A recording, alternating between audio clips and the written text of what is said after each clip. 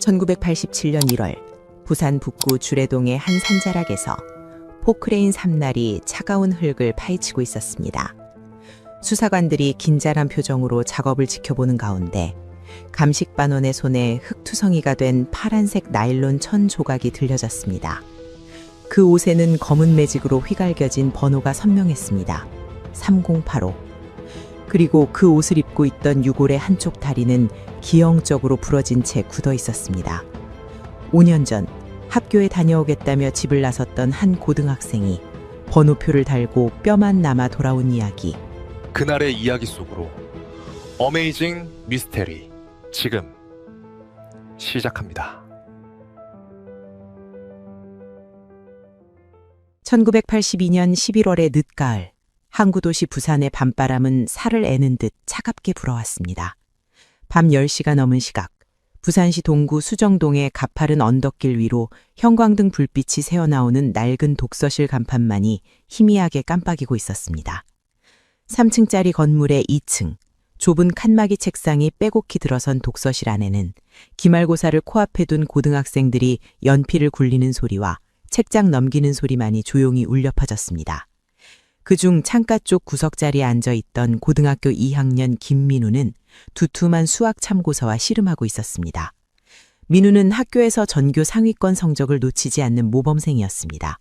키가 175cm가 넘는 건장한 체격에 단정한 이목구비를 가진 소년이었지만 그의 손은 거칠었고 교복 소매는 여러 번 기운 흔적이 역력했습니다.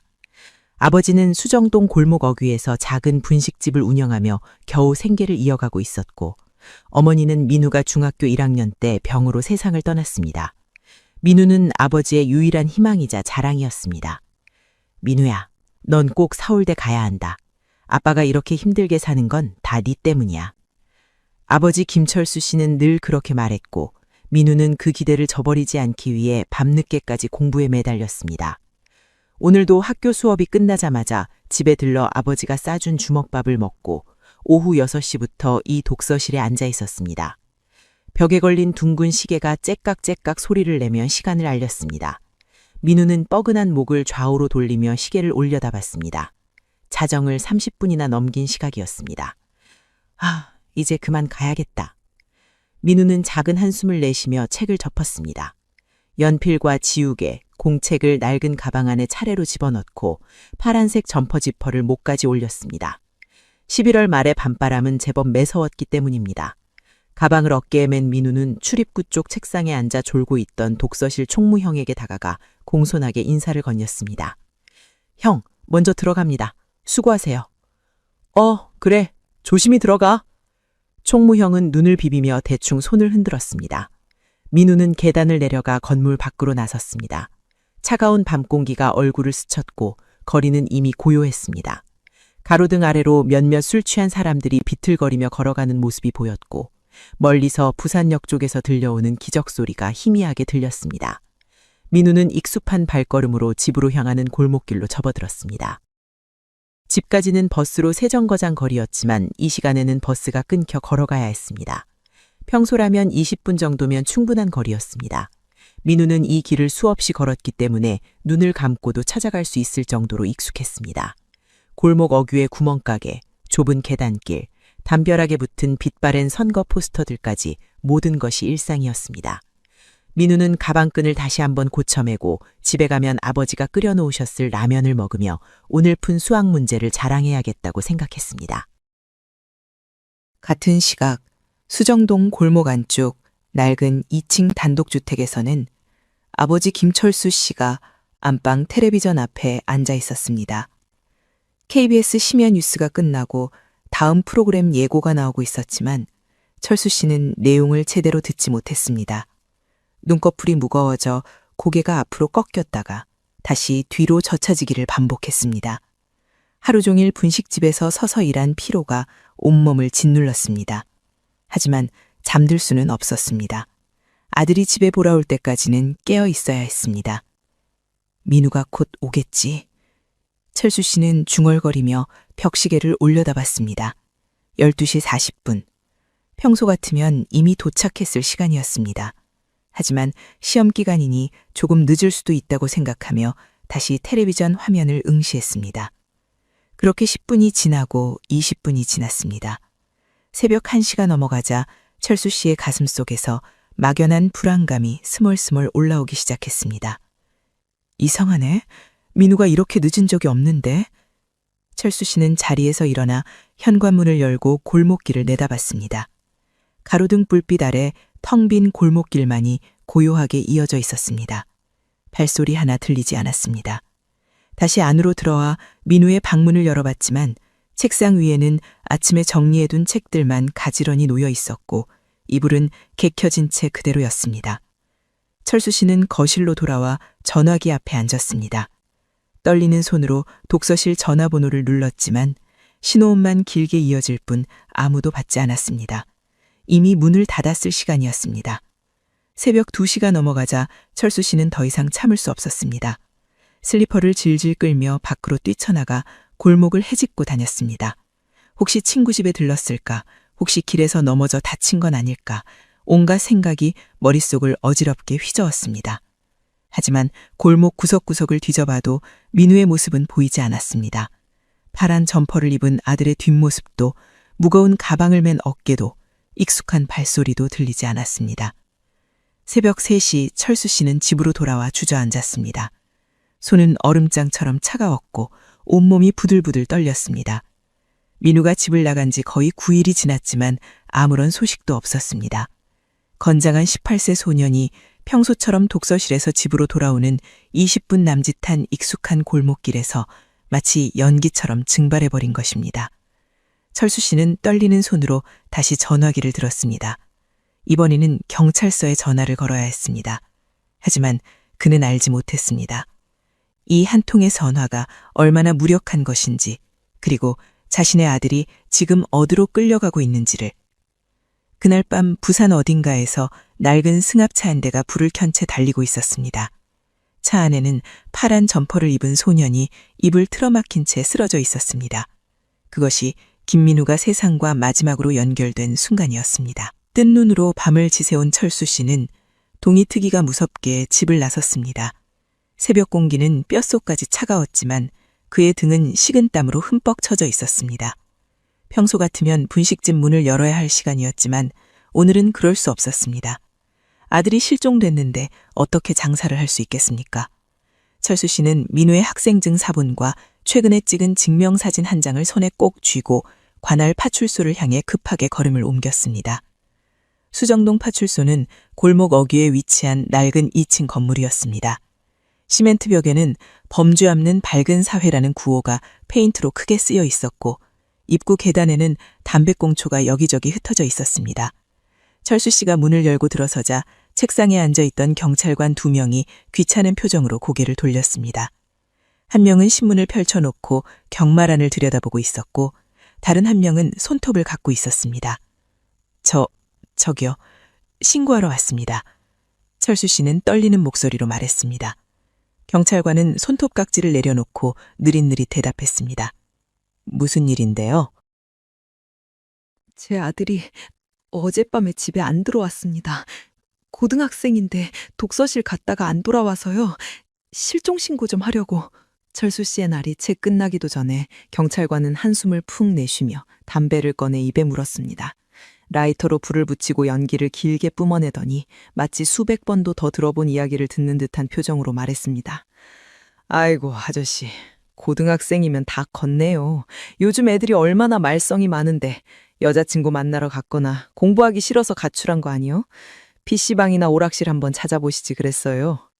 아닙니다. 우리 민우는 절대 그런 애가 아닙니다. 철수 씨는 다급하게 가방에서 서류를 꺼냈습니다. 민우의 성적표였습니다. 전교 10등 안에 드는 우수한 성적이 빼곡히 적혀 있었고 3년 연속 개근상을 받은 기록도 함께 있었습니다. 철수 씨는 떨리는 손으로 그 서류들을 경찰관 앞에 펼쳐 보였습니다. 보십시오. 우리 애는 모범생입니다. 지각 한번 안 하고 매일 독서실 가서 공부하고 집에 오는 애예요. 어제도 자정 넘어서 독서실 나왔다는데 집까지 20분 거리를 못 온 겁니다. 뭔가 잘못된 거예요. 하지만 경찰관은 서류를 대충 훑어보더니 책상 구석으로 밀어냈습니다. 옆에 앉아있던 다른 경찰관이 비웃듯 거들었습니다. 아저씨, 요즘 애들이 겉으로는 착한 척하고 뒤로는 별짓을 다 합니다. 며칠 있으면 돈 떨어져서 기어들어 올 테니 집에 가서 기다리세요. 우리도 할 일이 많아요. 제발 좀 찾아주십시오. 제발요. 철수 씨는 두 손을 모으고 애원했습니다. 하지만 경찰관들의 태도는 냉담하기 짝이 없었습니다. 그들에게는 사라진 아이를 찾는 일보다 훨씬 더 중요하고 급한 업무가 있었습니다. 바로 상부에서 내려온 실적 채우기였습니다. 당시는 1980년입니다. 이른바 사회정화라는 미명하에 거리의 불황인, 노숙자, 거린들을 강제로 단속하는 정책이 시행되고 있었습니다. 1986년 아시안게임과 1988년 서울올림픽을 앞두고 국가 이미지 개선이라는 명목으로 길거리에 있는 사람들을 무작위로 잡아들이는 일이 공연하게 벌어지고 있었습니다. 각 경찰서에는 매일같이 검거 할당량이 내려왔고 실적을 채우지 못하면 인사고과의 불이익을 받았습니다. 파출소 벽에 붙은 게시판에는 이달의 단속 실적표가 크게 붙어 있었습니다. 경찰관들의 이름 옆으로 검거 인원 숫자가 빼곡히 적혀 있었고 상위권 경찰관의 이름에는 빨간 별표가 그려져 있었습니다. 실적이 좋으면 포상금이 나왔고 승진도 빨랐습니다. 반대로 실적이 저조하면 질책을 받았습니다. 경찰들에게 중요한 것은 국민의 생명과 안전이 아니라 눈앞의 숫자였습니다. 철수 씨는 무릎을 꿇다시피 해서 애원했지만 경찰관들은 끝내 실종신고서조차 제대로 받아주지 않았습니다. 오히려 자꾸 이러시면 업무방해로 쫓아낼 겁니다. 라며 협박조로 말했습니다. 결국 철수 씨는 빈손으로 파출소 문을 나설 수밖에 없었습니다. 계단을 내려오는 그의 다리는 후들거렸고 눈앞이 아득해졌습니다. 국민의 생명과 안전을 보호해야 할 공권력이 오히려 국민을 외면하고 짓밟는 시대였습니다. 파출소를 나선 철수 씨는 비틀거리며 골목길을 걸었습니다. 그때 저 멀리서 요란한 사이렌 소리가 들려왔습니다. 고개를 돌리자 파란색 페인트가 벗겨진 낡은 승합차 한 대가 골목 어귀를 지나가고 있었습니다. 차량 뒤쪽에는 철창이 달려 있었고 그 안에 사람들이 빼곡히 실려 있는 것이 어렴풋이 보였습니다. 부산 사람들은 그 차를 닭장차라고 불렀습니다. 사람을 닭처럼 실어 나르는 차라는 뜻이었습니다. 철수 씨는 그 차를 멍하니 바라보았습니다. 그리고 알 수 없는 섬뜩한 기분이 들었습니다. 그 안에 혹시 민우가 있는 것은 아닐까? 하지만 곧 고개를 저었습니다. 설마 그럴 리가 없다고, 민우는 학생인데 말이 안 된다고 스스로를 다독였습니다. 차는 곧 모퉁이를 돌아 시야에서 사라졌고 철수 씨는 무거운 발걸음으로 집을 향해 걸어갔습니다. 하지만 그는 알지 못했습니다.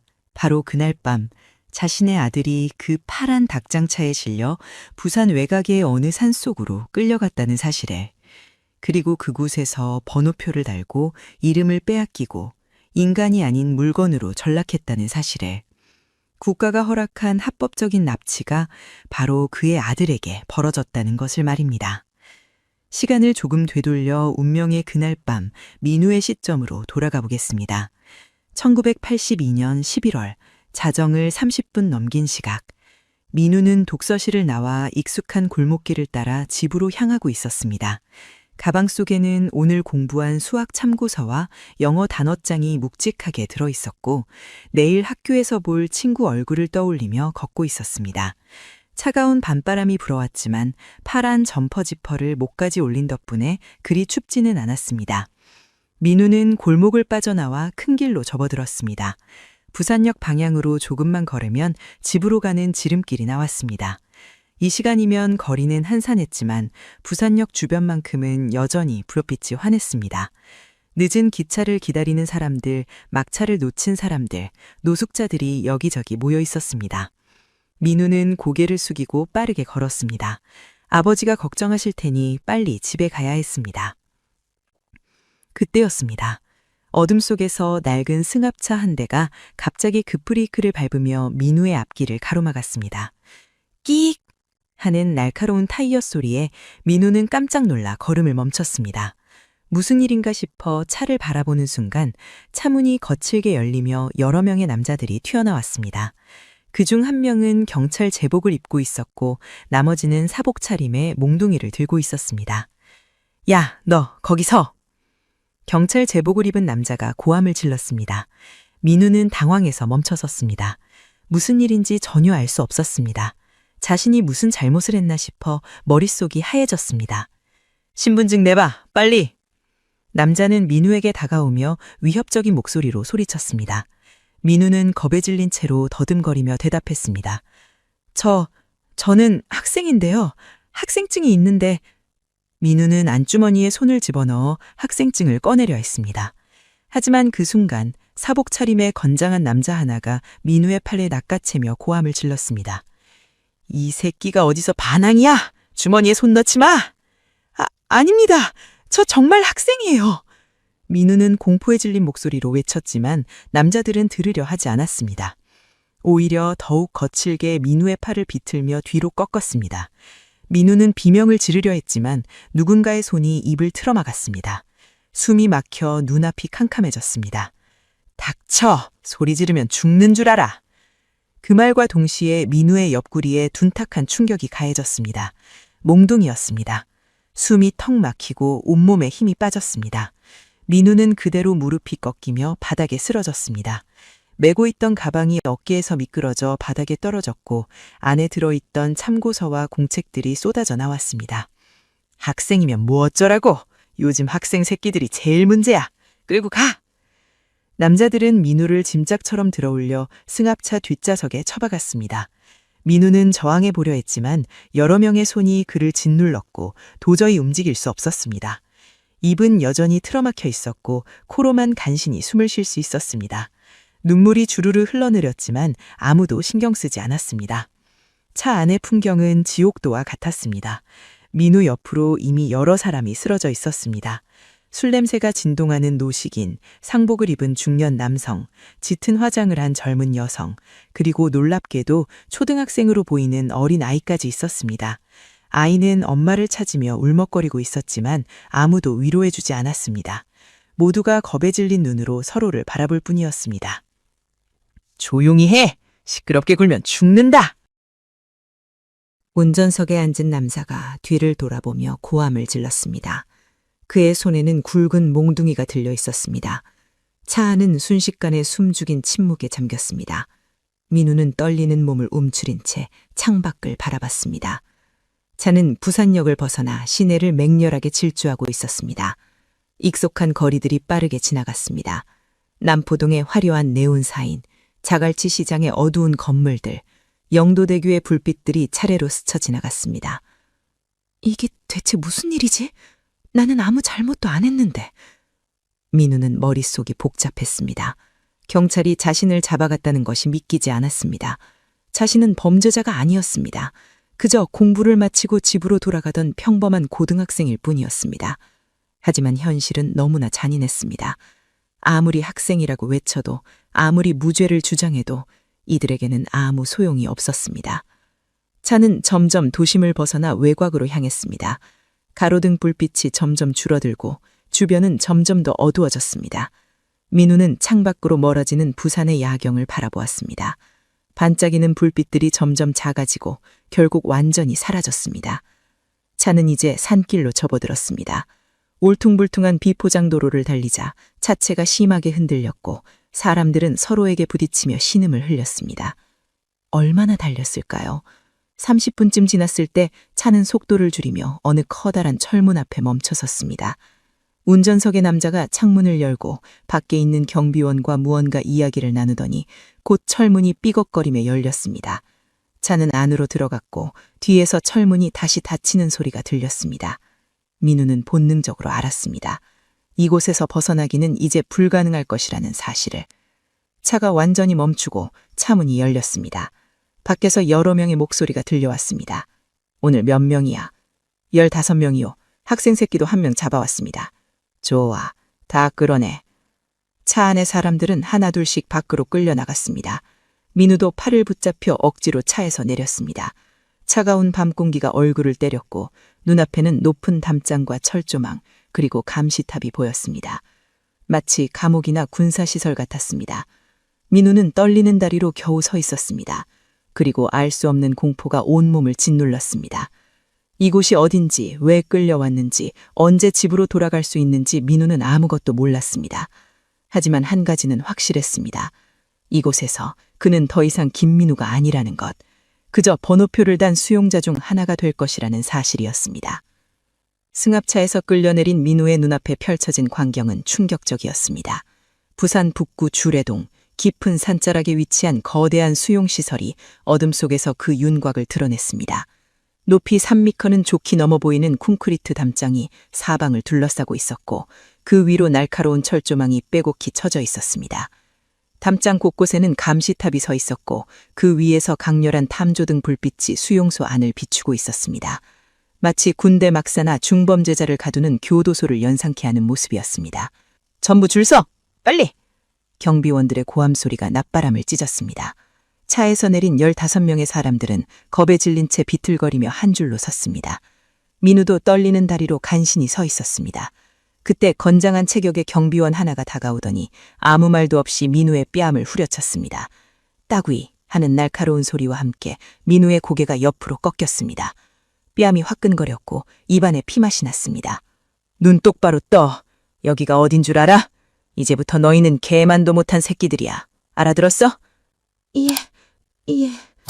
민우는 떨리는 목소리로 대답했습니다. 눈물이 주르륵 흘러내렸지만 닦을 수도 없었습니다. 손을 움직이면 또 맞을 것 같았습니다. 옆에 서 있던 노숙자 한 명이 기침을 하자 경비원이 달려가 발기질을 가했습니다. 노인은 비명을 지르며 바닥에 떨어졌습니다. 일어나! 빨리 일어나! 노인은 신음하며 간신히 몸을 일으켰습니다. 민우는 그 광경을 보며 온몸이 얼어붙는 것을 느꼈습니다. 이곳은 법도 인권도 존재하지 않는 곳이었습니다. 오직 폭력만이 지배하는 공간이었습니다. 좋아. 이제부터 입소 절차를 시작한다. 가진 거 전부 내놔. 경비원들의 지시에 따라 신입 수용자들은 차례대로 자신이 가진 모든 물건을 내놓아야 했습니다. 민우의 차례가 왔습니다. 경비원은 민우를 위아래로 훑어보며 손짓했습니다. 벗어. 전부 다. 민우는 떨리는 손으로 파란 점퍼를 벗었습니다. 그 안에 입고 있던 스웨터, 셔츠도 차례로 벗었습니다. 바지와 신발도 벗어야 했습니다. 11월 말에 차가운 밤 공기가 맨살을 파고들었고 민우는 추위에 덜덜 떨었습니다. 하지만 경비원들은 신경 쓰지 않았습니다. 주머니 뒤져봐. 다른 경비원이 민우의 점퍼 주머니를 뒤지기 시작했습니다. 안주머니에서 학생증이 나왔고 지갑도 나왔습니다.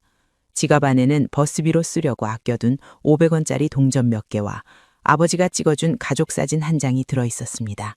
경비원은 동전을 자기 주머니에 집어넣고 학생증과 사진은 대충 훑어보더니 커다란 마대자루 속에 던져 넣었습니다. 이름이 뭐야? 김민우입니다. 학생이라고? 네, 고등학교 2학년입니다. 저 정말 잘못한 게 없는데. 민우의 말이 채 끝나기도 전에 경비원의 주먹이 민우의 배를 가격했습니다. 숨이 턱 막히고 민우는 그대로 바닥에 무릎을 꿇었습니다. 입 닥쳐. 여기선 말대꾸 하는 거 아니야. 학생이든 뭐든 상관없어. 여기 들어온 순간 너희는 다 똑같은 쓰레기야. 경비원은 장부에 무언가를 적더니 민우를 가리키며 말했습니다. 너는 오늘부터 3085번이다. 이름 따위 필요 없어. 번호만 기억해. 3085. 민우에게 부여된 번호였습니다. 이제 그는 더 이상 김민우가 아니었습니다. 그저 수용소의 수많은 번호 중 하나일 뿐이었습니다. 이어서 치욕적인 삭발식이 진행되었습니다. 민우는 낡은 의자에 앉혀졌고 경비원이 거친 바리캉을 들고 다가왔습니다. 기계 소리가 요란하게 울리며 민우의 머리카락이 잘려나갔습니다. 아무런 기술도 없이 마구잡이로 밀어버렸기 때문에 군데군데 두피가 긁혀 피가 배어나왔습니다. 하지만 아무도 신경 쓰지 않았습니다. 단정하게 빗어 넘기던 머리카락이 바닥에 수북히 쌓였고 민우는 마치 죄수처럼 민머리가 되었습니다. 삭발이 끝나자 경비원이 민우에게 옷가지 하나를 던졌습니다. 얄띠비 얇은 파란색 나일론 체육복 상하이였습니다. 민우는 그것을 집어들고 펼쳐보았습니다. 천은 너무 얇아서 손에 쥐면 구겨질 정도였고 등 뒤쪽에는 검은색 매직으로 휘갈켜져 3085라는 번호가 휘갈켜져 있었습니다. 이게 전부였습니다. 속옷도 양말도 신발도 없었습니다. 오직 이 얇은 체육복 한 벌만이 민우에게 주어진 전부였습니다. 빨리 입어. 민우는 서둘러 체육복을 입었습니다. 11월 말에 차가운 날씨를 맞기에는 터무니없이 부족한 옷이었습니다. 맨발로 차가운 시멘트 바닥을 딛자 발바닥이 얼얼했습니다. 민우는 몸을 움츠린 채 두 알로 자신을 감쌌지만 추위는 가시지 않았습니다. 모든 입소 절차가 끝나자 경비원은 신입 수용자들을 내무반으로 안내했습니다. 어두운 복도를 지나 낡은 문을 열자 비좁은 방 안에 이미 수십 명의 사람들이 누워 있었습니다. 방바닥은 차가운 시멘트 마룻바닥이었고 이불이라곤 해진 담요 밀장이 전부였습니다. 사람들은 서로 몸을 붙이고 누워 있었고 방 안에는 땀 냄새와 곰팡이 냄새가 진동했습니다. 여기서 자. 내일 새벽 5시 기상이다. 늦으면 죽는다. 경비원은 그렇게 말하고 문을 쾅 닫았습니다. 민우는 방구석에 겨우 자리를 찾아 앉았습니다. 옆자리에는 70대 정도 되어 보이는 백발의 노인이 누워 있었습니다. 노인은 민우를 힐끗 쳐다보더니 작은 목소리로 속삭였습니다. 학생, 몇 살이야? 18입니다. 이런 어린애까지. 세상에. 노인은 한숨을 길게 내쉬었습니다. 그리고 민우의 어깨를 가만히 두드리며 말했습니다. 여기는 한번 들어오면 죽어서나 나가는 개미지옥이야. 마음 단단히 먹어. 살고 싶으면 시키는 대로 해.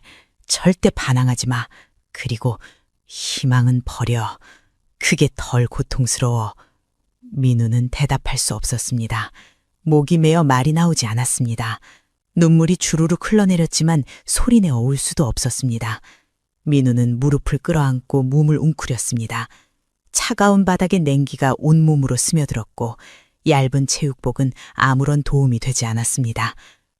아빠, 집에 가고 싶어요. 학교에 가야 하는데. 민우는 속으로 중얼거렸습니다. 하지만 아무도 그의 목소리를 들어주지 않았습니다. 밖에서는 경비원들의 발소리와 웃음소리가 들려왔고 멀리서 개 짖는 소리도 들렸습니다. 민우는 뜬 눈으로 밤을 지새웠습니다. 그리고 알았습니다. 이곳에서 자신은 더 이상 서울대를 꿈꾸던 고등학생 김민우가 아니라는 것을. 그저 3085번 수용자, 사회에서 격리되어야 할 불황인으로 낙인 찍힌 존재라는 것을 말입니다. 새벽 5시, 요란한 호각 소리가 내무반을 찢었습니다. 민우는 깜짝 놀라 눈을 떴습니다.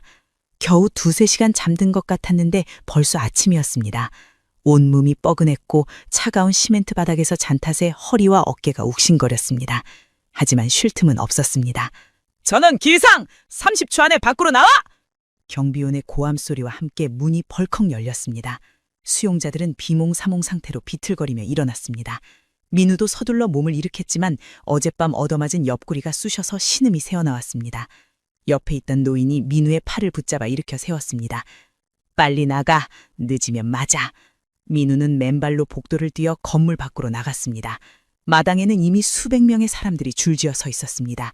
모두 똑같은 파란색 체육복을 입고 있었고 등 뒤로 각자의 번호가 선명하게 보였습니다. 민우는 자신의 위치를 찾아 줄 끝에 섰습니다. 새벽 공기는 얼음장처럼 차가웠고 입에서 하얀 입김이 새어나왔습니다. 맨발로 선 땅바닥은 서리발이 서려 있었고 발가락이 곧 얼어붙을 것 같았습니다. 점호 시작한다! 차렷! 경비대장으로 보이는 남자가 앞으로 나와 고함을 질렀습니다. 수백 명의 수용자들이 일제히 차렷차별을 취했습니다. 군대보다 더 엄격하고 살벌한 분위기였습니다. 경비대장은 천천히 줄 사이를 걸으며 수용자들을 훑어봤습니다. 누군가 자세가 흐트러지거나 고개를 돌리면 그 자리에서 몽둥이가 날아왔습니다. 점호가 끝나고 수용자들은 식당으로 이동했습니다. 식당이라고 해봤자 허름한 창고 같은 건물이었고 안에는 긴 나무 테이블과 벤치가 빼곡히 놓여 있었습니다. 민우는 줄을 서서 차례를 기다렸습니다. 앞사람이 받아가는 식반을 보니 가슴이 철렁 내려앉았습니다. 쇠로 된 낡은 식반 위에 담긴 것은 퀴퀴한 냄새가 나는 보리밥 한 덩이와 건더기라곤 하나도 없는 묽은 소금국이 전부였습니다. 민우의 차례가 왔습니다. 배식하는 수용자는 무표정한 얼굴로 보리밥을 퍼주었습니다. 밥은 제대로 익지도 않아 딱딱했고 군데군데 곰팡이가 핀 것처럼 보였습니다. 민우는 자리에 앉아 숟가락을 들었습니다. 하지만 첫 입을 떠서 입에 넣는 순간 역한 냄새가 코를 찔렀습니다. 썩은 내가 났습니다. 민우는 참으려 했지만 구역질이 올라왔습니다. 먹어. 안 먹으면 오늘 하루 버티지 못해. 옆자리에 중년 남자가 조용히 말했습니다. 그는 이미 식반을 깨끗이 비웠습니다. 민우는 숨을 참고 억지로 밥을 삼켰습니다. 목구멍을 넘어가는 보리밥은 모래를 찝는 것처럼 거칠었고 소금국은 너무 짜서 목이 따가웠습니다. 하지만 이것이 전부였습니다. 아침 식사를 마치는데 주어진 시간은 고작 10분. 숟가락을 놓기만 무섭게 경비원들이 일어나! 작업장으로 이동! 이라고 고함을 질렀습니다. 민우는 다른 수용자들과 함께 밖으로 나갔습니다. 수용소 뒤편으로 이동하자 넓은 공터에 각종 건축 자재들이 쌓여 있는 듯이 보였습니다. 시멘트 벽돌, 나무 강목, 철근, 모래 더미들이 산처럼 쌓여 있었고 그 옆으로는 반쯤 지어진 건물에 골조가 서 있었습니다. 작업 현장이었습니다. 3085번! 경비원이 민우의 번호를 불렀습니다. 민우는 황급히 앞으로 나갔습니다. 너는 오늘부터 벽돌 나르기다. 저기 보이는 더미에서 벽돌을 져서 저 위 건물까지 운반해. 한 번에 20개씩. 알았어? 네. 민우는 떨리는 목소리로 대답했습니다. 경비원이 가리킨 곳을 보니 가파른 언덕 위에 건물이 있었고 아래쪽에 벽돌 더미가 쌓여 있었습니다. 민우는 벽돌 더미로 다가가 벽돌을 집어들었습니다. 하나하나가 상상 이상으로 무거웠습니다. 20개를 등에 지자 어깨가 짓눌리며 무릎이 꺾일 것 같았습니다. 빨리 움직여! 오늘 할당량은 500개다! 경비원의 고함에 민우는 비틀거리며 언덕을 오르기 시작했습니다. 맨발로 울퉁불퉁한 흙바닥을 밟자 발바닥에 돌멩이가 박혔고 가시덤불이 발을 찔렀습니다. 하지만 멈출 수 없었습니다. 뒤에서 경비원이 몽둥이를 들고 지켜보고 있었기 때문입니다. 민우는 이를 악물고 언덕을 올랐습니다.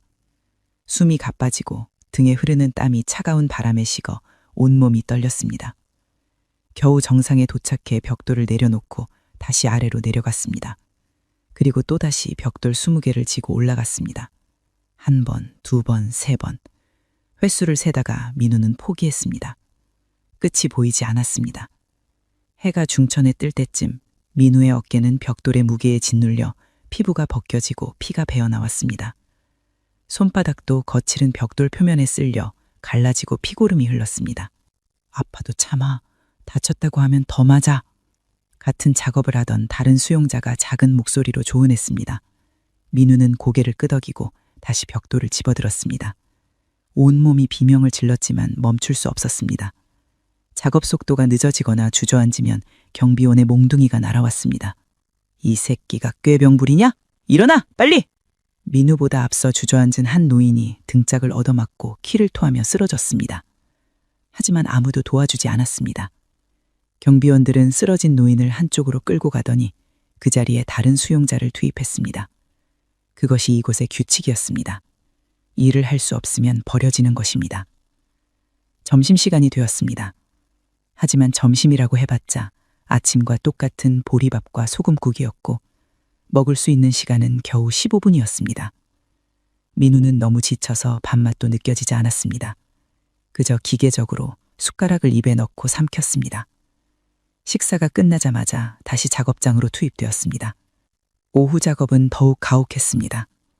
벽돌 나르기가 끝나자 이번에는 시멘트를 반죽하는 일을 시켰습니다. 안전 장갑도 마스크도 없이 맨손으로 시멘트 가루를 만져야 했습니다. 시멘트의 강한 알칼리성이 피부를 녹였고 손은 순식간에 거칠어지고 갈라졌습니다. 눈에 시멘트 가루가 들어가 따가웠지만 비빌 수도 없었습니다. 손이 더러웠기 때문입니다. 해가 완전히 져서야 작업이 끝났습니다. 저녁 7시가 넘은 시각이었습니다. 새벽 5시부터 저녁 7시까지 무려 14시간 동안 민우는 쉬지 않고 일했습니다. 18살 소년이 감당하기에는 너무나 가혹한 노동이었습니다. 민우는 비틀거리며 내무반으로 돌아왔습니다. 저녁 식사는 역시 보리밥과 소금국이었고 반찬이라곤 시커먼 김치 조각 2개가 전부였습니다. 식사를 마치고 내무반으로 돌아온 민우는 그대로 바닥에 쓰러졌습니다. 온몸이 비명을 질렀고 특히 어깨와 손은 불에 댄 것처럼 화끈거렸습니다. 옆자리 노인이 조심스럽게 다가와 민우의 손을 살펴봤습니다. 손이 다 터졌구나. 빨간 약이라도 발라야 하는데. 하지만 빨간 약 같은 건 없었습니다. 치료는 사치였습니다. 민우는 그저 침을 발라 손바닥을 문질렀습니다. 그것이 할 수 있는 전부였습니다. 이런 생활이 매일 반복되었습니다. 하루 14시간이 넘는 살인적인 노동, 형편없는 식사, 폭력과 굶주림. 민우의 몸은 빠르게 망가져갔습니다. 한 달이 지나자 민우의 체중은 10kg 이상 빠졌고 갈비뼈가 앙상하게 드러났습니다. 손바닥은 터지고 굳은 살이 생겼으며 등과 어깨는 벽돌에 짓눌려 시퍼렇게 멍이 들었습니다. 그리고 충격적인 사실은 이 모든 노동의 대가로 민우에게 지급된 돈은 단 한 푼도 없었다는 것입니다. 수용서 원장은 수용자들의 노동으로 건축사업, 목공의 제품 판매, 봉제 하청 등으로 막대한 돈을 벌어들였습니다.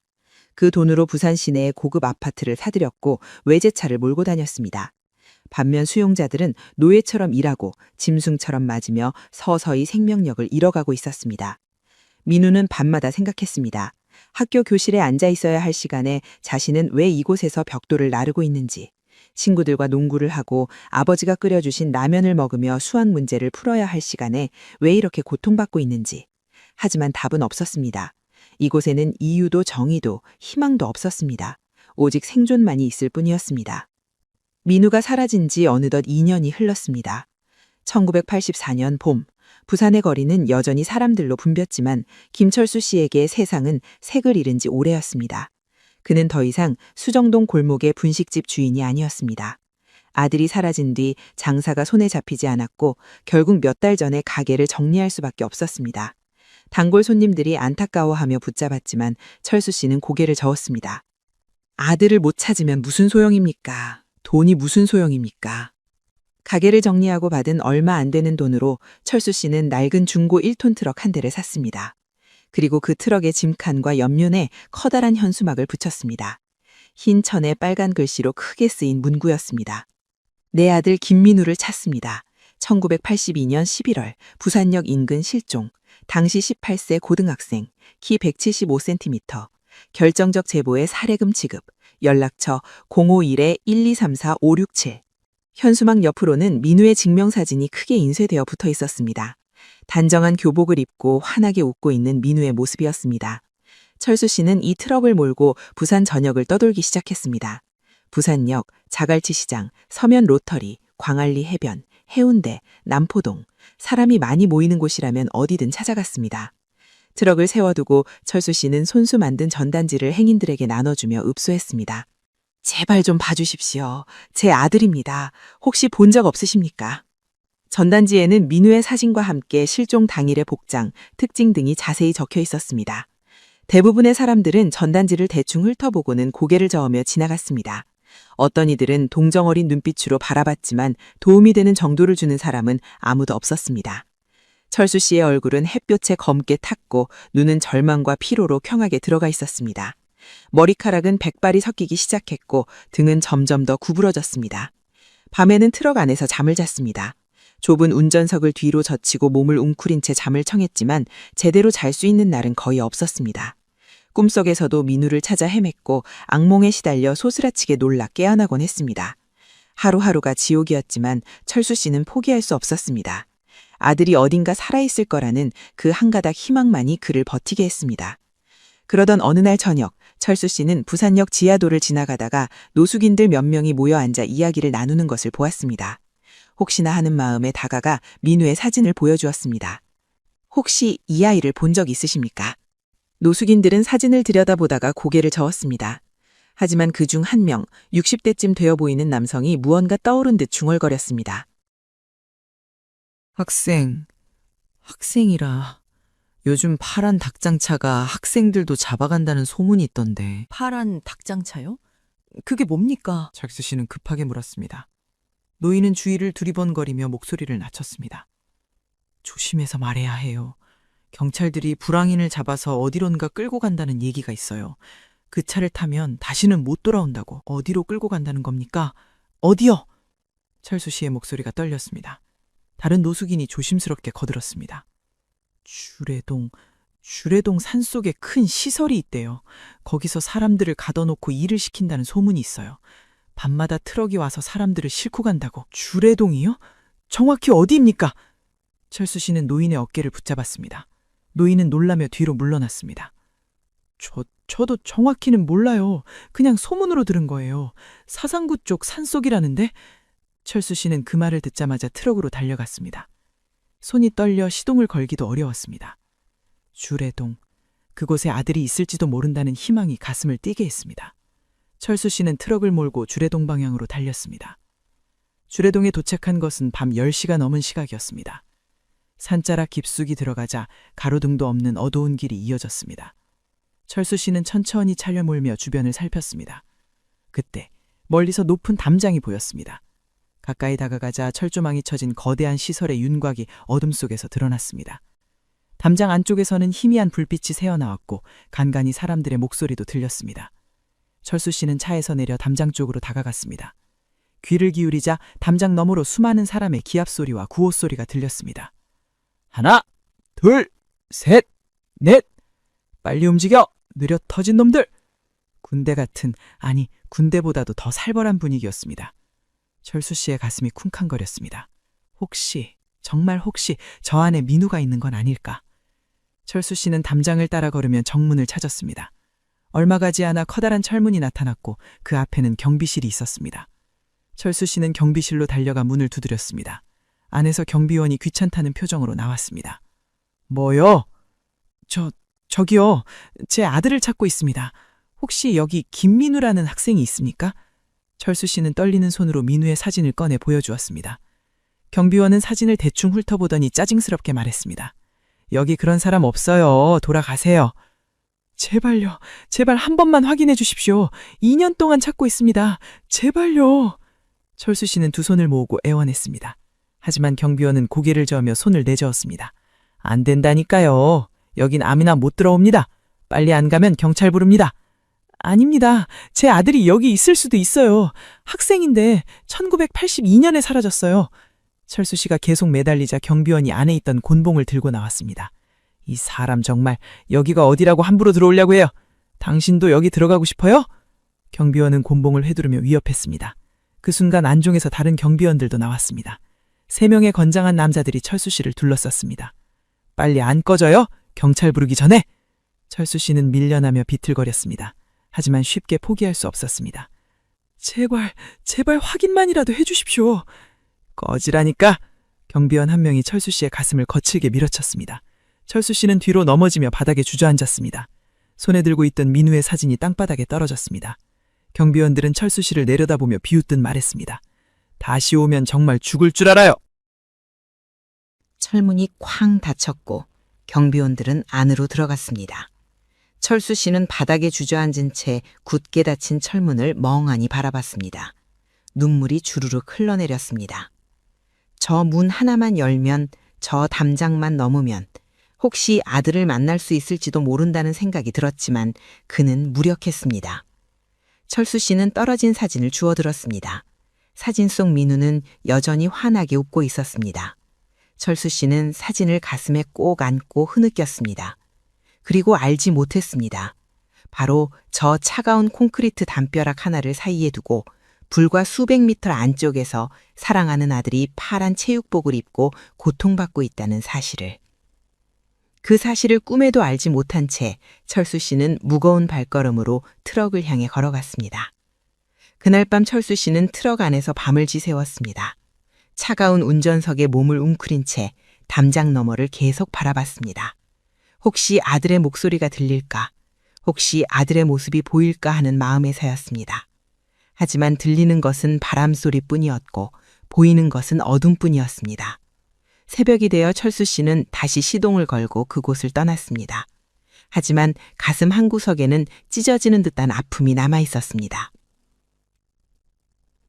1985년 여름, 민우는 수용소에 들어온 지 어느덧 3년째를 맞이하고 있었습니다.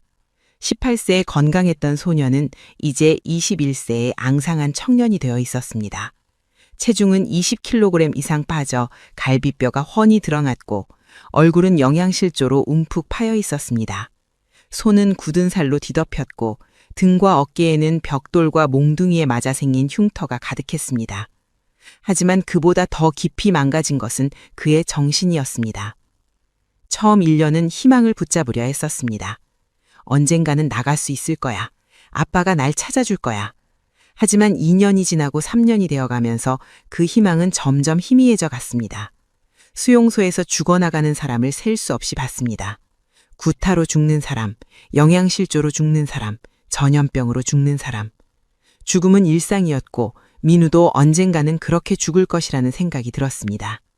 그런데 1985년 수용소의 상황은 더욱 악화되었습니다. 1986년 서울 아시안 게임과 1988년 서울 올림픽을 앞두고 정부의 거리 정화 작업이 더욱 강화되었기 때문입니다. 매일 밤 파란 닭장차가 수십 명씩 새로운 수용자들을 실어 날랐고 수용소는 포화 상태를 넘어섰습니다. 원래 500명 수용시설이었던 곳에 1000명이 넘는 사람들이 갇혀 있었습니다. 내무반은 발 디딜 틈도 없이 빽빽했고 밤에는 서로의 체온으로 숨이 막힐 지경이었습니다. 화장실은 항상 넘쳐났고 악취가 진동했습니다. 전염병이 돌기 시작했습니다. 이질, 장티푸스, 폐렴, 제대로 된 치료도 없이 사람들은 하루에도 몇 명씩 죽어나갔습니다. 시신은 쥐산에 묻혔고 그 자리는 곧 새로운 수용자로 채워졌습니다. 민우는 더 이상 이곳에서 견딜 수 없음을 본능적으로 느꼈습니다. 이대로 있으면 죽는다는 확신이 들었습니다. 탈출해야 했습니다. 물론 탈출은 거의 불가능에 가까웠습니다. 높은 담장과 철조망, 감시탑과 사냥개들, 그리고 경비원들. 하지만 죽을 마음으로 시도한다면 혹시 모를 일이었습니다. 민우는 같은 내무반의 한 형과 탈출 계획을 세웠습니다. 그 형은 30대 초반으로 역시 억울하게 끌려와 2년째 수용되어 있었습니다. 두 사람은 몇 주 동안 시설의 구조를 관찰했습니다. 화장실 창살이 가장 약해 보였고 뒷산 쪽 담장은 감시가 상대적으로 느슨했습니다. 태풍이나 폭우가 내리는 날밤이 가장 좋은 기회였습니다. 그리고 8월 어느 날 기회가 왔습니다.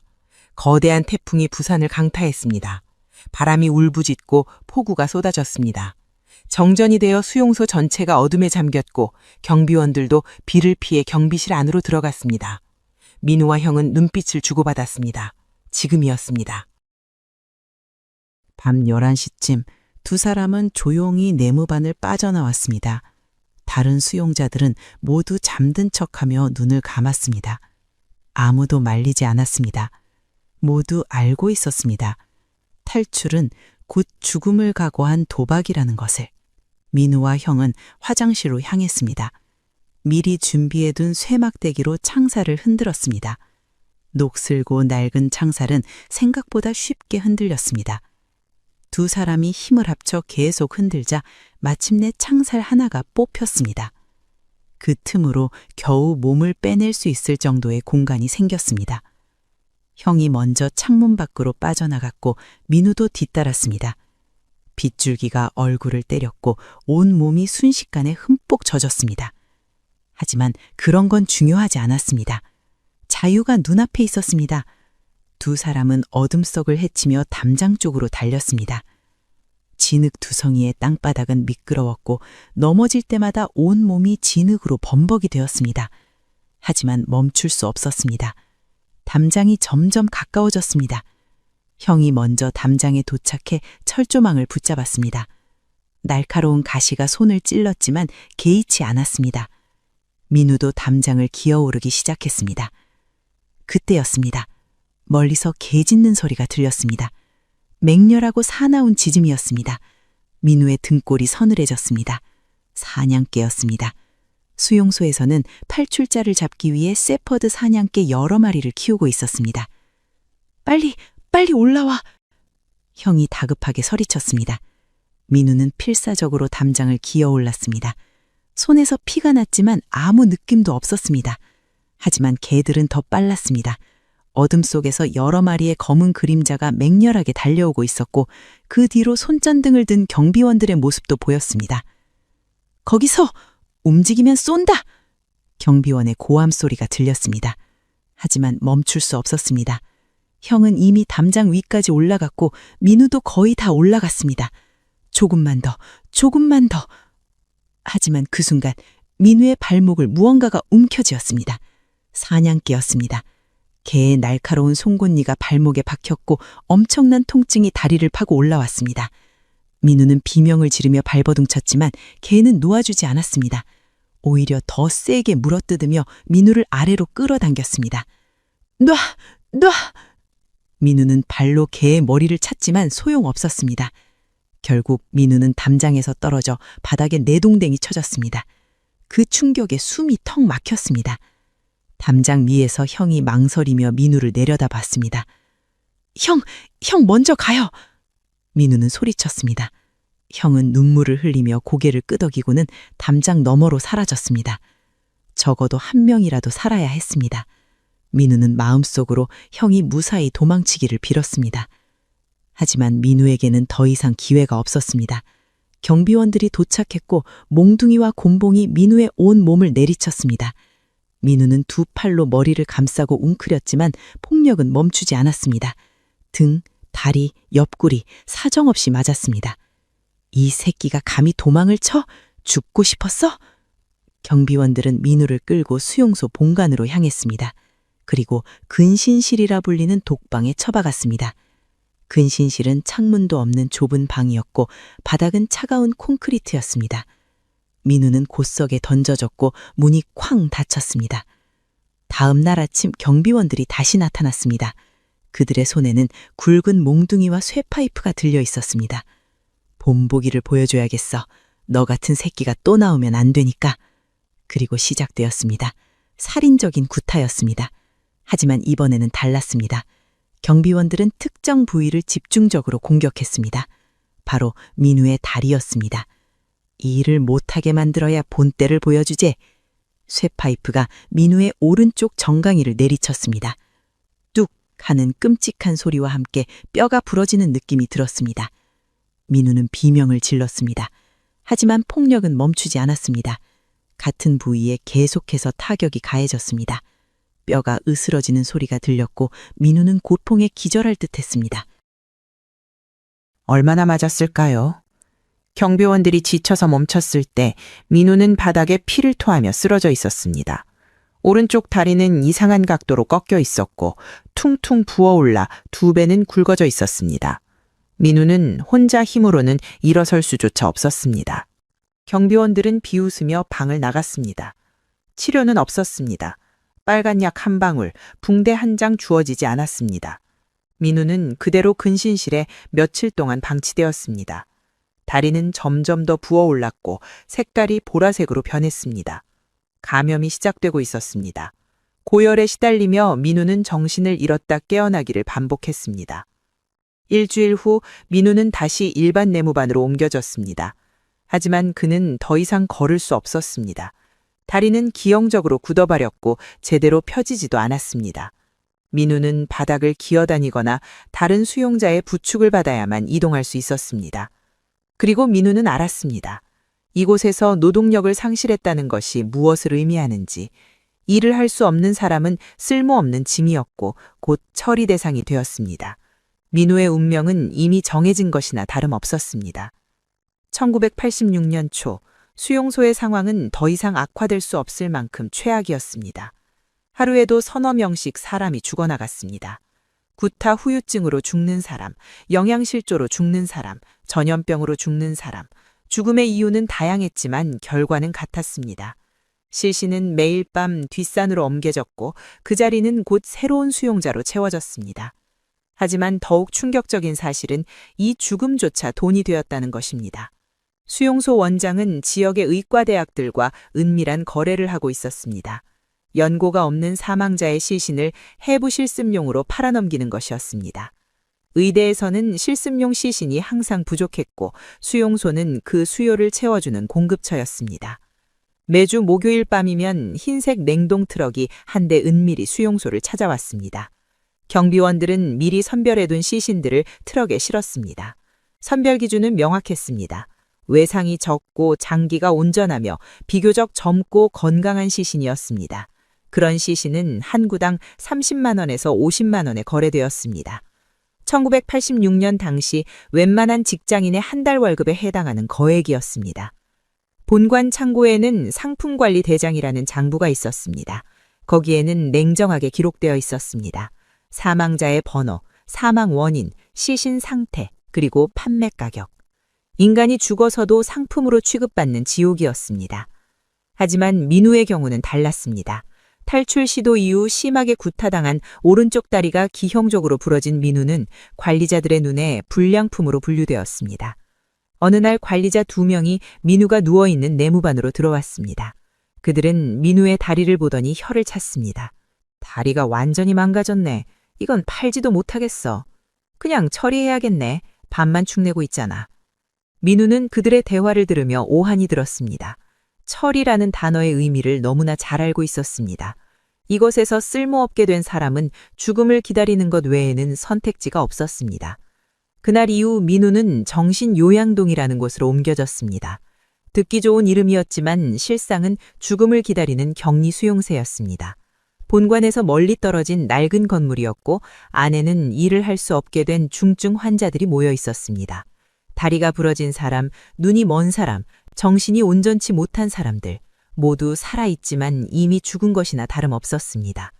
요양동이라고 했지만 치료는 없었습니다. 약도 없었고 의사도 없었습니다. 하루 두 끼 주어지는 밥은 본관보다 더 형편없었습니다. 쉰내 나는 죽 한 그릇이 전부였습니다. 민우는 차가운 시멘트 바닥에 누워 천장을 바라보며 하루하루를 보냈습니다. 다리는 치료받지 못한 채 굳어버렸고 감염은 점점 더 깊어졌습니다. 부러진 부위 주변은 보라색으로 변했고 악취가 났습니다. 괴사가 진행되고 있었습니다. 고열에 시달리며 민우는 환각을 보기 시작했습니다. 아버지의 얼굴이 보였습니다. 분식집에서 라면을 끓여주시던 모습, 학교 가라며 등을 토닥여 주시던 손길. 민우야, 공부 열심히 해라 고 하시던 목소리. 아빠, 저 여기 있어요. 저 좀 데려가 주세요. 민우는 중얼거렸습니다. 하지만 아무도 들어주지 않았습니다. 옆자리에 누워있던 노인이 조용히 민우의 손을 잡아주었습니다. 편히 가거라, 아가. 이젠 고통 없을 게다. 시간이 얼마나 흘렀는지 알 수 없었습니다. 며칠이었는지 몇 주였는지 민우는 점점 더 약해졌습니다. 밥을 먹을 힘도 없었고 말을 할 힘도 없었습니다. 의식이 희미해졌다가 돌아오기를 반복했습니다. 그해 겨울 12월 어느 추운 밤이었습니다. 민우는 차가운 바닥에 누워 있었습니다. 숨을 쉬는 것조차 고통이었습니다. 온몸이 얼어붙는 것 같았고 눈앞이 점점 어두워졌습니다. 희미해지는 의식 속에서도 민우는 마지막까지 중얼거렸습니다. 아빠, 학교에 가야 해요. 시험 공부해야 하는데 집에 가고 싶어요. 그리고 민우의 숨이 멈췄습니다. 21세의 나이에 고등학교 교복을 입어야 할 소년이 파란 체육복을 입은 채 쓸쓸히 숨을 거둔 것입니다. 아무도 지켜보지 않았고 아무도 슬퍼하지 않았습니다. 다만 옆자리 노인이 조용히 민우의 눈을 감겨주었을 뿐입니다. 다음 날 아침 관리자들이 요양동에 들어왔습니다. 밤새 죽은 사람이 있는지 확인하는 일과였습니다. 민우의 시신을 발견한 관리자는 장부에 기록했습니다. 그날 밤 민우의 시신은 낡은 거적에 쌓여 트럭에 실렸습니다. 함께 실린 것은 그날 죽은 다른 수용자 2명의 시신이었습니다. 트럭은 수용소 뒷산으로 향했습니다. 이미 파놓은 얕은 구덩이가 여러 개 있었고 그곳에는 이름 없는 시신들이 묻혀 있었습니다. 경비원들은 무덤을 파는 것조차 귀찮아했습니다. 대충 삽으로 흙을 파내고 거적에 싼 시신을 던져 넣었습니다. 민우의 시신도 그렇게 구덩이 속으로 떨어졌습니다. 그리고 그 위로 흙이 덮였습니다. 십자가도 표지석도 이름도 없는 무덤이었습니다. 경비원들은 삽질을 마치고 돌아가며 담배를 피웠습니다. 오늘 몇 개 묻었지? 3개요. 요즘 자꾸 죽어나가서 구덩이가 모자라. 그럼 내일 또 파야겠네. 그들에게 시신은 그저 개수였고 무덤은 그저 구덩이였습니다. 인간으로서의 존엄도 죽은 자에 대한 예의도 없었습니다. 민우가 묻힌 뒷산은 고요했습니다. 달빛도 없는 어둠 속에서 바람만이 스산하게 불어왔습니다. 부산 시내 어딘가에서는 아버지 철수 씨가 여전히 트럭을 몰며 아들을 찾아 헤매고 있었을 것입니다. 하지만 그는 알지 못했습니다. 자신이 그토록 찾아 헤매던 아들이 불과 몇 킬로미터 떨어진 산속 차가운 흙 아래 누워있다는 사실을. 학교에 다녀오겠다며 나섰던 소녀는 3년 넘는 세월 동안 고통받아가 번호표를 단 채 이름 없는 무덤에 묻혔습니다. 그것이 김민우의 마지막이었습니다.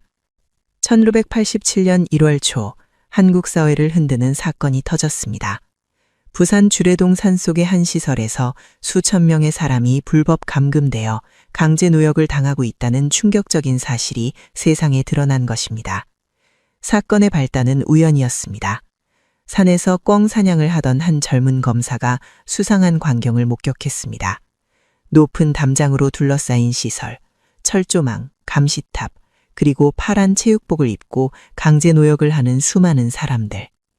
검사는 즉시 상부에 보고하고 수사가 시작됐습니다. 경찰과 검찰 합동수사팀이 꾸려졌고 1월 중순 대규모 급습이 이루어졌습니다. 수십 대의 경찰차와 검찰 차량이 주례동 시설을 포위했습니다. 그토록 견고했던 철문이 영장 앞에선 무력했습니다. 문이 부서지고 수사관들이 안으로 쏟아져 들어갔습니다. 그 안에서 발견된 광경은 참담했습니다. 수천 명의 사람들이 앙상하게 말라 해골처럼 변한 채 갇혀 있었습니다.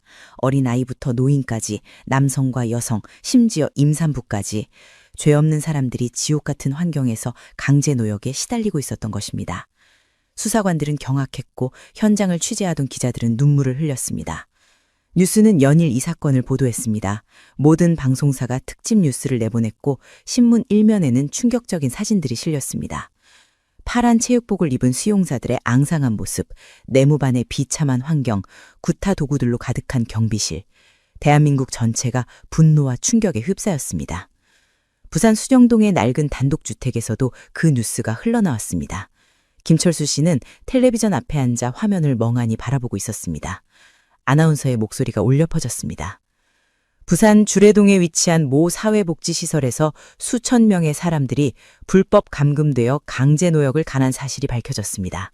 경찰은 시설 원장과 관리자들을 긴급 체포했습니다. 화면에 비친 시설의 모습을 보는 순간 철수 씨의 심장이 멎는 듯했습니다. 저 높은 담장, 저 철조망, 저 건물들. 2년 전 자신이 찾아갔던 바로 그곳이었습니다. 당시 경비원에게 쫓겨났던 바로 그 시설이었습니다. 아들이. 철수 씨는 벌떡 일어났습니다. 손이 떨렸고 심장이 미친 듯이 뛰었습니다. 정말 혹시 민우가 저곳에 있었던 것은 아닐까? 철수 씨는 신발도 제대로 신지 못한 채 밖으로 뛰쳐나갔습니다. 트럭 시동을 걸고 주례동을 향해 미친 듯이 달렸습니다. 주례동 시설 앞은 이미 아수라장이었습니다. 경찰 차량, 구급차, 언론사 취재차들이 빼곡히 들어차 있었고 수백 명의 사람들이 모여 있었습니다. 실종자 가족들이었습니다. 철수 씨처럼 뉴스를 보고 달려온 사람들이었습니다. 모두 울부짖으며 가족의 이름을 부르고 있었습니다. 철수 씨는 차에서 내려 인파를 헤치며 앞으로 나아갔습니다. 굳게 닫혀있던 철문이 활짝 열려 있었고 그 안에서 파란 체육복을 입은 사람들이 하나 둘씩 걸어 나오고 있었습니다. 수용자들은 햇빛을 제대로 보지 못한 듯 눈을 가늘게 뜨고 비틀거리며 걸었습니다. 앙상한 해골 같은 몰골이었습니다. 민우야! 김민우! 어디 있니? 철수 씨는 목이 터져라 외쳤습니다. 인파 사이를 뚫고 나가며 파란 체육복을 입은 사람들의 어깨를 하나하나 붙잡았습니다. 얼굴을 확인했습니다. 하지만 민우가 아니었습니다. 다른 사람을 붙잡고 또 확인했습니다. 역시 민우가 아니었습니다. 민우야! 아빠 왔다! 민우야! 철수 씨의 외침은 점점 더 절박해졌습니다. 수백 명의 수용자가 밖으로 나왔지만 그 어디에도 민우의 모습이 보이지 않았습니다. 철수 씨는 현장에 설치된 임시 수사본부로 달려갔습니다. 천막 안에는 책상이 놓여 있었고 수사관들이 생존자 명단을 정리하고 있었습니다. 저기요. 제 아들을 찾고 있습니다. 김민우. 1982년에 실종됐습니다. 혹시 명단에 있습니까? 수사관은 두터운 명단을 넘기며 확인했습니다. 1장, 2장, 3장. 하지만 김민우라는 이름은 없었습니다. 그럴 리가. 확인 좀 다시 해주십시오. 제발. 철수 씨는 애원했습니다. 수사관은 처음부터 끝까지 다시 한번 확인했지만 결과는 같았습니다. 김민우라는 이름이 생존자 명단 어디에도 없었습니다. 혹시 사망자 명단도 있습니까? 철수 씨는 떨리는 목소리로 물었습니다. 수사관의 표정이 어두워졌습니다. 아직 사망자 신원 파악은 진행 중입니다. 뒷산에서 유골 발굴 작업을 하고 있습니다. 뒷산이요? 네, 시설 뒷산에 안매장된 유골들이 다수 발견됐습니다. 지금 감식반이 작업 중입니다. 철수 씨는 그 말을 듣는 순간 다리에 힘이 풀렸습니다. 뒷산, 안매장, 유골. 그 단어들이 머릿속에서 맴돌았습니다. 설마 민우가. 철수 씨는 비틀거리며 뒷산 쪽으로 향했습니다. 경찰 통제선이 쳐져 있었고 민간인은 들어갈 수 없었습니다. 하지만 철수 씨는 통제선 밖에서 멀리 발굴 현장을 바라봤습니다. 포크레인이 산비탈을 파고 있었고 흰 방호복을 입은 감식반원들이 조심스럽게 무언가를 들어 올리고 있었습니다. 잠시 후 한 감식반원이 흙투성이가 된 파란색 천조각을 들어 올렸습니다. 멀리서도 그것이 파란 체육복임을 알 수 있었습니다. 그리고 그 옷에는 검은 매직으로 번호가 휘갈겨져 있었습니다. 철수 씨는 숨이 멎는 듯 했습니다. 수사관 한 명이 통제선을 넘어 철수 씨에게 다가왔습니다. 그의 손에는 먼지투성이 종이상자와 낡은 장부가 들려 있었습니다. 혹시 김철수 씨 되십니까? 네, 저입니다. 본관 사무실에서 소지품 보관 상자와 입소 기록을 찾았습니다. 여기 3085번으로 등록된 김민우라는 이름이 있습니다. 수사관이 건넨 장부를 보는 순간 철수 씨의 눈에서 눈물이 쏟아졌습니다. 거기에는 또박또박 적혀 있었습니다. 그리고 이것도 찾았습니다. 수사관이 종이 상자를 열었습니다. 안에는 5년 전 민우가 입고 있던 파란 점퍼, 바지, 그리고 빛바랜 학생증이 들어 있었습니다. 철수 씨는 떨리는 손으로 학생증을 집어들었습니다. 사진 속 민우는 환하게 웃고 있었습니다. 아들, 우리 아들. 철수 씨는 그 자리에 무릎을 꿇고 주저앉았습니다. 학생증을 가슴에 꼭 안고 짐승 같은 울음을 토해냈습니다. 5년 동안 찾아 헤맸던 아들이 이렇게 한 장의 학생증과 차가운 뼈만 남아 돌아온 것입니다. 뒷산 발굴 현장에서는 작업이 계속되고 있었습니다. 감식반원들이 조심스럽게 흙을 걷어내자 파란 체육복을 입은 유골들이 하나둘씩 모습을 드러냈습니다. 어떤 유골은 완전한 형태를 유지하고 있었고 어떤 것은 훼손되어 뼈 조각만 남아 있었습니다. 감식반원들은 각 유골마다 번호표를 붙이고 사진을 찍고 기록을 남겼습니다. 그중 한 감식반원이 특이한 유골 하나를 발견했습니다. 파란 체육복을 입고 있었고 등 뒤에는 3085라는 번호가 희미하게 남아 있었습니다. 하지만 더욱 눈길을 끈 것은 유골의 오른쪽 다리였습니다. 정강이 뼈가 기형 쪽으로 부러진 채 굳어 있었고 각도가 자연스럽지 않았습니다. 생전에 심한 외상을 입고 제대로 치료받지 못한 흔적이었습니다. 팀장님, 여기 3085번 유골입니다. 다리 부상이 심각합니다. 감식반장이 다가와 유골을 살펴봤습니다. 그리고 고개를 끄덕였습니다. 사진 촬영하고 신중하게 수습해. 유족 확인이 필요할 것 같아. 유골은 조심스럽게 들어 올려져 흰 천으로 덮여졌습니다. 그리고 임시로 설치된 영안실로 옮겨졌습니다. 철수 씨는 수사관의 안내를 받아 영안실로 향했습니다. 발걸음이 무거웠고 심장이 두근거렸습니다. 믿고 싶지 않았지만 현실을 받아들여야 했습니다. 영안실 안에는 흰 천으로 덮인 유골 여러 구가 나란히 놓여 있었습니다. 수사관이 그중 하나를 가리켰습니다. 여기 3085입니다. 천이 거쳐졌습니다. 철수 씨는 그 순간을 평생 잊지 못했습니다. 흙에 묻혀있던 파란 체육복, 그 안에 누워있는 앙상한 뼈들, 그리고 기형적으로 부러진 다리뼈. 철수 씨는 떨리는 손으로 체육복의 번호를 만졌습니다. 3085. 5년 전 빼앗긴 이름 대신 붙여진 번호였습니다. DNA 검사를 진행하면 정확한 신원 확인이 가능합니다. 하지만 소지품 기록과 입소 날짜 그리고 번호가 모두 일치합니다.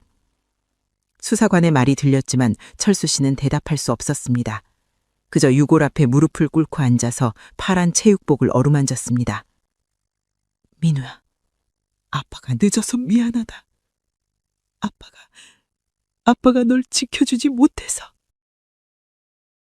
철수 씨의 목소리는 흐느껴 떨렸습니다. 5년 동안 부산 전역을 헤매며 찾아 헤맸던 아들이 이렇게 차가운 뼈로 돌아온 것입니다. 학교에 다녀오겠다며 환하게 웃던 그 얼굴은 이제 볼 수 없었습니다. 서울대에 가겠다던 그 꿈도, 아버지를 위해 열심히 공부하던 그 모습도 모두 사라졌습니다. 며칠 후 DNA 검사 결과가 나왔습니다.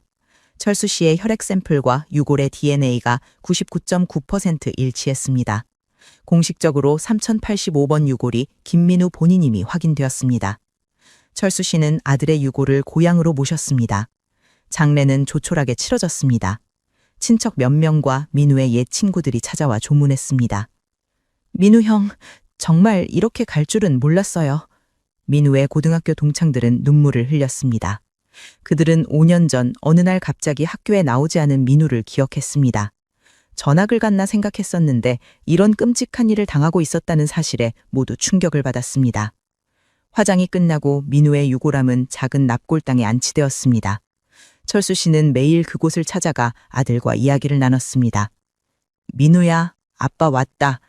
오늘 날씨가 참 좋구나. 네가 좋아하던 햇살이야. 한편 수사는 빠르게 진행되었습니다. 시설 원장과 관리자들은 모두 구속되었고 재판이 시작되었습니다. 법정에는 수많은 피해자와 유족들이 방청석을 가득 메웠습니다. 검사는 수천 명을 불법 감금하고 강제 노역을 시키고 수백 명을 죽음으로 몰고 간 혐의를 낱낱이 밝혔습니다. 시신매매, 폭행치사, 사체 유기, 죄목은 끝이 없었습니다. 하지만 놀랍게도 원장에게 내려진 형량은 징역 7년이었습니다. 부실장과 경비대장은 그보다 더 가벼운 형을 받았습니다. 법정 밖에서 유족들은 분노했습니다. 겨우 7년이요? 우리 가족은 평생 고통받는데 사람을 죽여놓고 7년이면 끝입니까? 하지만 판결은 번복되지 않았습니다. 당시 법 체계와 사회 분위기 속에서 이것이 한계였습니다. 그로부터 세월이 흘렀습니다. 사건은 점차 사람들의 기억에서 잊혀져 갔습니다. 새로운 뉴스가 쏟아졌고 사람들은 일상으로 돌아갔습니다. 하지만 철수 씨에게 일상은 없었습니다. 그는 여생을 아들의 납골함 앞에서 보냈습니다. 1990년대 초반 철수 씨도 세상을 떠났습니다. 그는 임종 직전까지 아들의 사진을 가슴에 안고 있었다고 합니다. 그리고 마지막 말을 남겼습니다. 민우야, 이제 아빠가 간다. 거기서 만나자. 주례동 수용소 사건은 대한민국 현대사의 가장 어두운 그림자 중 하나로 기록되었습니다. 하지만 여전히 많은 진실은 밝혀지지 않았습니다. 정확히 몇 명이 희생되었는지, 누가 이 범죄를 묵인하고 방조했는지, 왜 더 일찍 막지 못했는지 수많은 의문이 남아 있습니다. 그리고 김민우처럼 이름 대신 번호로 불리다가 차가운 땅속에 묻힌 수많은 사람들의 이야기는 아직도 어둠 속에 묻혀 있습니다. 우리는 묻지 않을 수 없습니다. 과연 그들은 정말 불황인이었을까요? 아니면 단지 길을 잘못 걸었거나 야근을 마치고 귀가하다가 혹은 독서실에서 집으로 돌아가다가 국가 권력의 폭력에 희생된 평범한 시민은 아니었을까요? 1982년 11월 학교에 다녀오겠다며 집을 나섰던 한 고등학생은 5년 만에 학생증을 품고 아버지의 품으로 돌아왔습니다. 하지만 그것은 등교가 아니라 차가운 귀가였습니다. 여러분은 이 이야기를 어떻게 생각하시나요? 댓글로 의견을 남겨주시면 감사하겠습니다. 끝까지 시청해 주셔서 감사합니다. 지금까지 어메이징 미스터리였습니다.